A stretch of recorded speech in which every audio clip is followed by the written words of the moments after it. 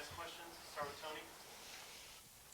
Seth, I saw the run the ball hats, and then you're having a fundraiser for. Can you talk a little bit about that and just what went into thinking about that fundraiser? So I've always worn this hat, the RTDB hat. It's always just been my thing, and coming up on the holiday season, I really wanted to do something to where we could help give back to the community.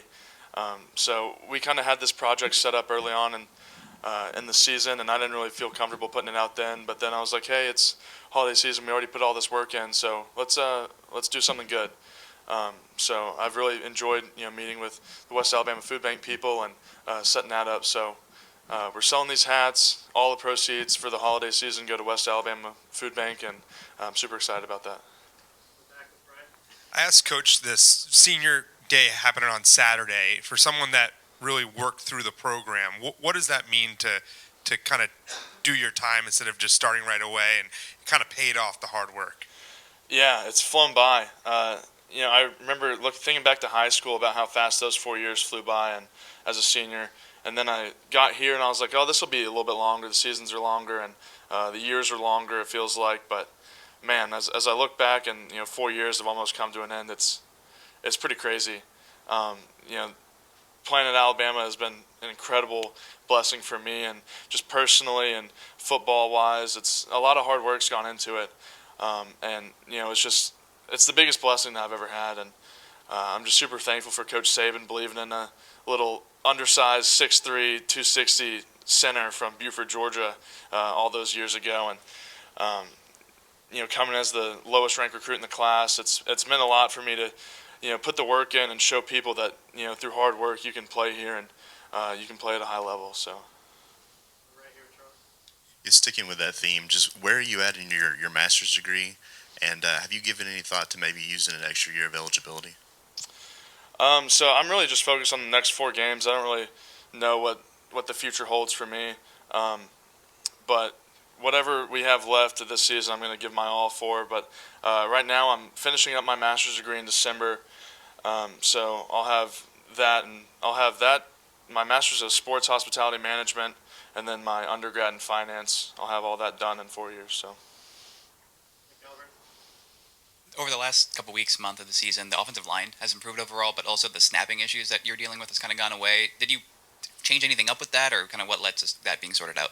So the things with the snap issues, I just ended up changing my grip, and it's been a more consistent thing for me. I went to the dead ball snap, so I think the inaccurate snaps have cleaned up a little bit. That's still a thing I'm still trying to work on, just cleaning up the snaps in practice, and in the game it's starting to carry over. Just putting an emphasis on, how important it is to get the ball in Milroe's hands, to let him go to work and do what he's so good at. But speaking about the offensive line, it's finally starting to come together, and it's we're starting to gel as a group and kind of do everything that we want to do at the beginning of the season, and through the work on the technique with Coach Wolford and just the way we're playing ball right now it's really helped. What technique were you using before? Just the regular spiral snap. Yeah, Seth, you talk about your time developing here and getting the role you are now.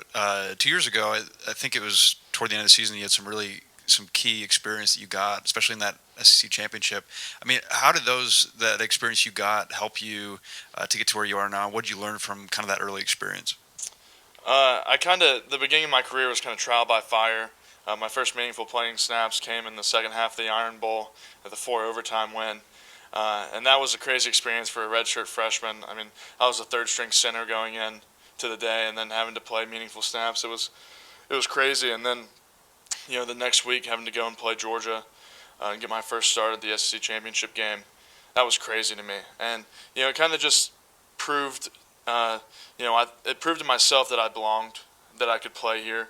But when you go through hard times, you kind of look back on, okay, if I was able to do this, then I can do that again. So it kind of helps you get through the ebbs and flows of the season.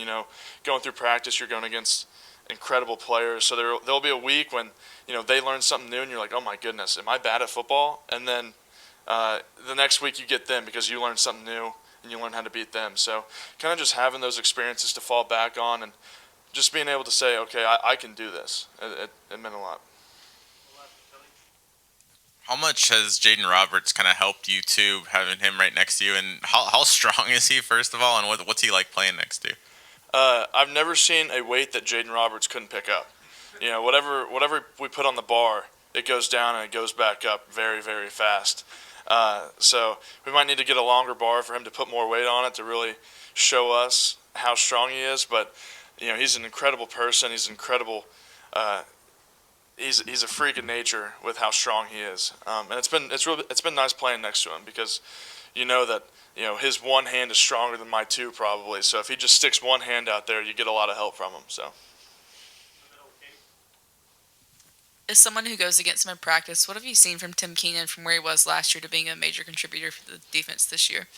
Yeah, Tim Keenan's probably a guy that I'm one of the proudest of on the team.